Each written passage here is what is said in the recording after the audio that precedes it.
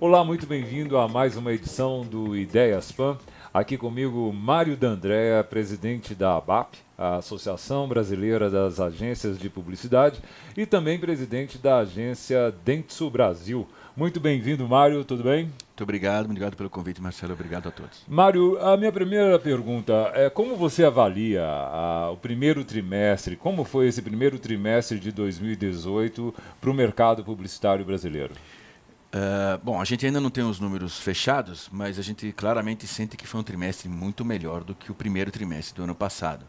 Aliás, como várias atividades do mercado econômico brasileiro estão mostrando.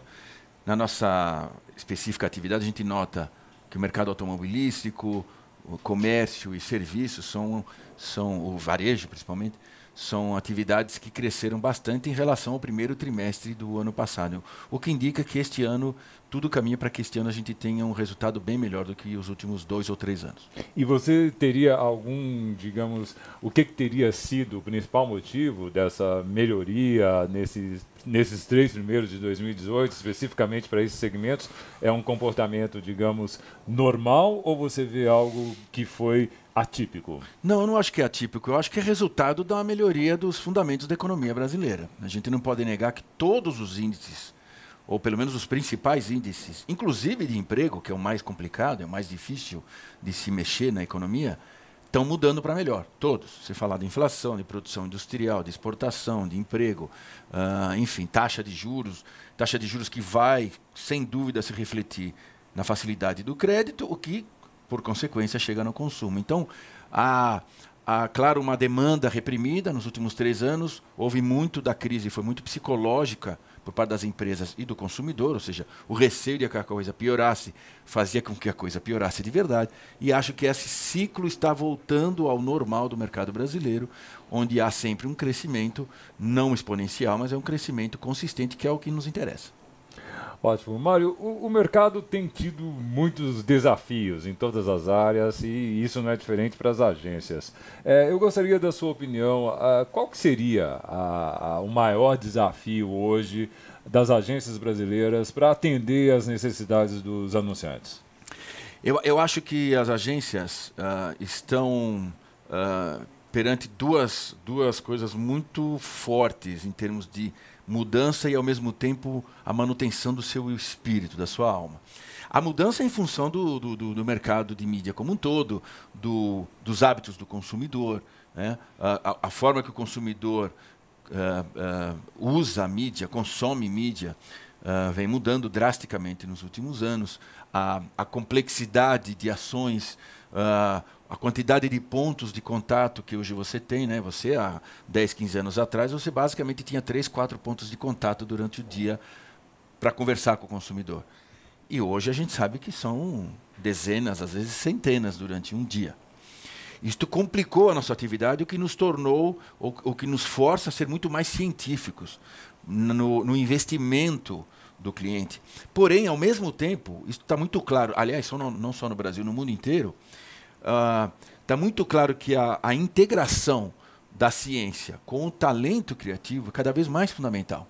Ou seja, se eu tenho muitos pontos de distração do consumidor hoje, a qualidade do conteúdo, a qualidade criativa do conteúdo, e eu não estou falando só de criação como departamento, eu estou falando de criação como raciocínio estratégico da marca, posicionamento, forma de usar o channel planning, a forma de atingir o consumidor, tudo isso tem que ser absurdamente criativo, porque eu estou disputando a atenção desse consumidor com muito mais coisas do que antigamente. Ou seja, nós voltamos ao mesmo tempo de que a ciência e a tecnologia nos empurrou por um lado, ela acabou nos lembrando do que é o cerne de uma agência de propaganda, que é ser criativo, que é surpreender o consumidor. Ontem mesmo a gente viu notícias lá fora, onde alguns grandes anunciantes como Procter dizem que o ideal é que as agências tenham mídia e criação no mesmo teto.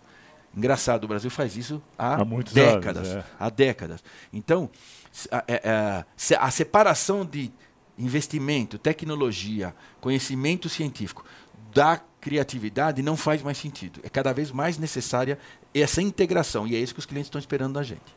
E nesse ambiente de tanta alteração, de tanta transformação da mídia, ou seja, você falou na questão do número de contatos que o consumidor tem hoje, né, durante toda a jornada de consumo, da hora que ele acorda ao momento que ele se deita.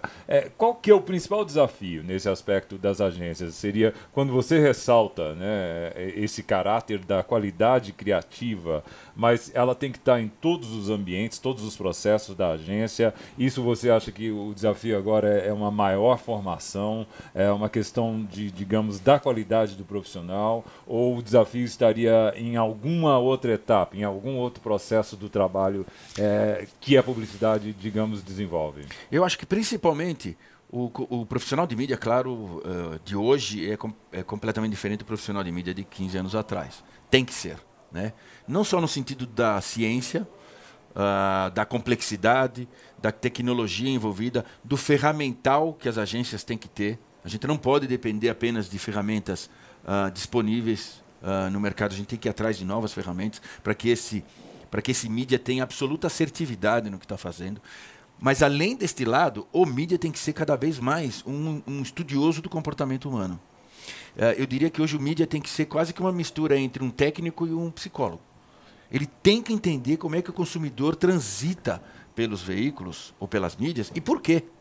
Não só saber como, mas por quê. E isto passa por uma integração cada vez maior do profissional de mídia, como, por exemplo, com a área de planejamento. Certo.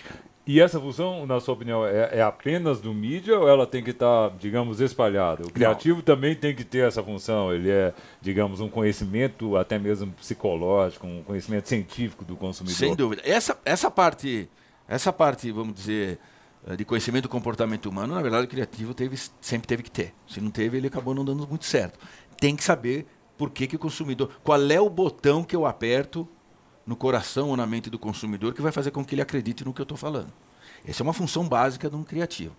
Eu criar porque eu simplesmente acho aquela ideia interessante não faz mais sentido já há muito tempo. Mas agora eu acho que a palavra de ordem é integração, parece que é uma palavra desgastada, mas quando a gente olha para o que os clientes estão pedindo, existem pesquisas que mostram no mercado brasileiro a diminuição de quantidade de agências por clientes. Então, 6 anos atrás a média era 4,4, 4 anos atrás era 3 ponto alguma coisa. A última pesquisa de 2 anos atrás já estava em 2,3. O que quer dizer isso?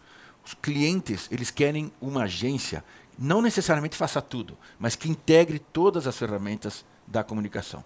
Ou dentro dela, se for uma grande, enorme agência, ou usando parceiros. Mas esta é a grande função de uma agência de propaganda. Ela tem que ser a dona da integração das ferramentas de comunicação daquele cliente. Porque se o cliente não encontrar isso na agência dele, ele vai fazer de outra forma. Existem algumas empresas lá fora no mundo que estão pegando áreas onde as agências não estão mostrando capabilities e estão fazendo internamente. Então tem uma onda de house agencies, por exemplo, para fazer conteúdo. Se isso vai dar certo ou não, o tempo vai dizer. O tempo e o mercado dirão. Exato, né? Exatamente. Mário, Copa do Mundo. Como que você avalia o impacto? Nós já estamos vendo aí na mídia, em todos os tipos de mídia, movimentações de grandes e médios anunciantes em relação à Copa do Mundo. Como que você prevê o impacto desse evento, né, o maior evento do futebol mundial, no mercado brasileiro? A sensação que eu tenho, às vezes, é que a Copa do Mundo é um pouco mais psicológica, no sentido de animar o mercado, do que de realidade. E eu explico. Primeiro, os grandes anunciantes de uma Copa do Mundo são os patrocinadores. Então, é aquela meia dúzia, aqueles 10, que de alguma maneira participam do evento em si. O que é muito bom, claro, é muito bom para o mercado. Existe um segundo layer, que são as empresas que se aproveitam desse momento para aproveitar o espírito do consumidor. Às vezes elas nem têm relação direta com o evento em si, mas o espírito de festa que a Copa do Mundo traz, então eu diria que são pequenos coadjuvantes, mas que acabam movimentando o nosso mercado. Mas tem uma faixa de clientes que, pelo contrário, se retiram do mercado porque sabem que não vão conseguir disputar a atenção. Então, durante aqueles 40 dias, eles simplesmente param ou diminuem muito a sua atividade, e é uma decisão do cliente, junto com a sua agência, e que voltam depois na ressaca. Né? Então, assim, eu não acho que a Copa do Mundo seja algo que exploda o mercado brasileiro, e as últimas Copas do Mundo mostraram isso. Ela incentiva uma boa parte, mas ela não muda o resultado final do ano, na minha opinião. Ela muda um pouco o comportamento das marcas e das agências. Ok. Bom, nessa ressaca que você está mencionando aí, a gente teria, digamos, logo após a Copa do Mundo, o auge da campanha eleitoral no Brasil. Isso sim ano. é ressaca. Então, aí vem, prepare-se para a ressaca. Como que você avalia, então, o impacto do processo eleitoral na mídia e nas estratégias de comunicação dos anunciantes brasileiros? Sinceramente, eu tive agora, semana passada, em Tóquio, uma série de apresentações, eu tive que fazer algumas apresentações, uma delas era sobre o panorama do mercado brasileiro, e foi muito bom até porque as notícias demoram um pouco para chegar do outro lado do mundo, e a gente levou alguns números e alguns fatos que surpreenderam ali, as pessoas ainda estavam com uma imagem do Brasil no auge da crise de 1 ano e meio atrás. Mas uma das perguntas que sempre surge é essa: bom, mas e a eleição? Não cria uma certa insegurança? E eu tenho uma plena certeza de que há um descolamento claro entre o mundo político e o mundo econômico, cada vez maior. E acho que de 1 ano e meio para cá isso ficou muito claro. E acho que as eleições não vão mudar isso. Porque se você, claro, salvo alguma exceção ou alguma novidade no panorama político brasileiro, nenhum dos grandes candidatos, ou com chance pelo menos de se eleger, mudaria drasticamente os fundamentos da economia brasileira. É praticamente impossível que alguém faça isso, porque não faria o menor sentido, inclusive para a sua própria sobrevivência política. Então, seja de centro, liberal, esquerda, direita, eu não consigo ver, e muitos, não sou nem eu, muitos economistas, jornalistas do segmento, dizem isso claramente. Não haveria talvez algumas mudanças muito mais do ponto de vista sociopolítico do que econômico. O que quer dizer que no frigir dos ovos, não acredito em grandes alterações, e acho que as empresas já sabem disso. Portanto, eu não estou vendo, a médio prazo, pelo menos, grandes alterações de decisões de empresas em função da eleição. Até porque são empresas que ficaram quase 3 anos esperando a economia melhorar. A gente tem vários indícios no mercado de projetos que estavam engavetados, lançamentos de carro. Eu conheço pessoas da área de recursos humanos e treinamento que me dizem que nos últimos 2 anos praticamente não tinham nenhum projeto na mesa, e de 1 ano para cá não estão dando conta da quantidade de projetos que foram desengavetados. Não só de contratações, mas como de formações de equipe, treinamentos internos. Ou seja, as empresas tinham sim demanda, tinham massa crítica para fazer coisas e não faziam porque estavam esperando a economia estabilizar. Então, eu não acredito que a eleição vai mudar muito o nosso futuro econômico, pelo menos no médio prazo. Ok. Falando ainda sobre eleições, o mercado tem tido uma certa preocupação nesse processo eleitoral com o fenômeno de fake news. A ANER, que é uma das associações do mercado, do Associação Nacional dos Editores de Revistas, já vem desenvolvendo uma campanha para conscientização, uma espécie de alerta para os cidadãos em relação a esse perigo, né, que as fake news ou as notícias falsas representam num processo de informação como todo e principalmente num processo eleitoral. A ABAP está fazendo alguma coisa nesse sentido? Tem algum plano nesse sentido para esclarecimento sobre fake news? Muito. Se a gente for voltar lá na primeira manifestação que a gente fez ao assumir a ABAP em junho de 2017, ou seja, 7, 8 meses atrás, um dos pontos claros era da importância do mundo digital participar das regras de mercado. E uma das regras de mercado, existem várias, mas uma das regras de mercado era ter responsabilidade sobre a sua atuação social. Um veículo, e por mais que se chame de plataforma, não, a hora que você coloca um anúncio ao lado de um conteúdo, você está se portando como um veículo tem que ter responsabilidade sobre aquilo que divulga. De alguma maneira ele tem que entender isso. E as redes sociais fazem parte disso. As redes sociais, elas por um bom tempo, ao invés de democratizar a informação, elas sucatearam a informação. Inclusive em detrimento do bom jornalismo, do jornalismo profissional, que exige bons profissionais com custos altos e grandes equipes. Portanto, a primeira coisa, a ABAP e a atividade publicitária sempre foi e vai continuar sendo uma das avalistas da liberdade de imprensa, porque isso é um dos fundamentos da democracia de um país. Ao mesmo tempo, o fake news, de alguma maneira, destrói essa credibilidade. Né? Eu não posso simplesmente querer comparar uma notícia que eu sei exatamente de onde vem, qual é a fonte, quem escreveu, qual é até o viés político daquela publicação. Não há nenhum problema nisso, porque eu sou avisado de antemão qual é o ponto de vista daquele veículo. Sim. E, ao mesmo tempo, eu colocar, disputando a atenção do consumidor, e pior, formando uma opinião do consumidor e do eleitor de uma fonte completamente indefinida. Sem procedência, né? Sem a que menor é o grande procedência. perigo, né? Então, a gente vem fazendo campanhas, a gente vem falando disso em todas as oportunidades. Foi ótimo você ter perguntado, porque já estou aproveitando de novo. Todas as vezes que a BAP se manifesta, por escrito, ou em entrevistas, ou mesmo em eventos, de que o fake news é um grande problema a ser combatido por todas as entidades, a própria plataforma. Ela não tem o menor interesse nisso, é óbvio. Sim, ela está tentando resolver, e fica claro essa tentativa, mas a gente tem que estar alerta e tem que explicar ao consumidor. É nossa função explicar o que acontece quando a gente acredita. Tudo que está em torno de uma falsa notícia, o que ela pode provocar. Muito interessante, é ótimo saber que a BAP tem essa preocupação e está fazendo esse trabalho aí, muito importante para a comunicação como um todo.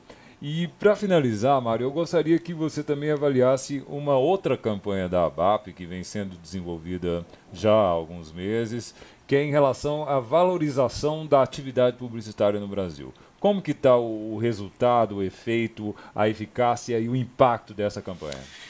Olha, eu desde o primeiro dia a gente vem falando de que a publicidade deveria ser recolocada num cenário brasileiro, não como um celeiro de mentes brilhantes e que fazem coisas maravilhosas e milhões de prêmios são recebidos.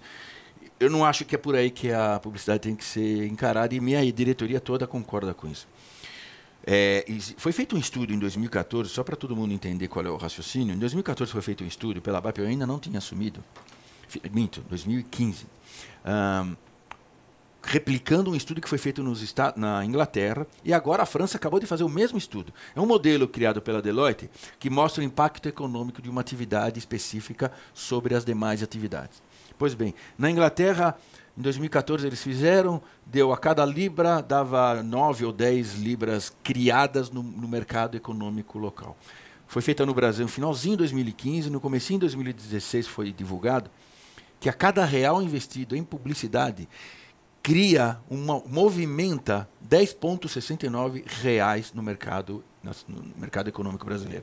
A França acabou de fazer o mesmo estudo e lá gira em torno de 9.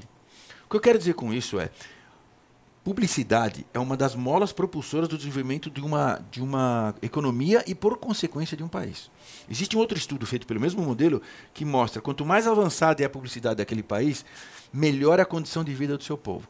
Por quê? Porque ele tem acesso a maiores informações, ele pode comparar produtos, ele compra corretamente de empresas mais idôneas, ou seja, elimina problemas no desenvolvimento do mercado.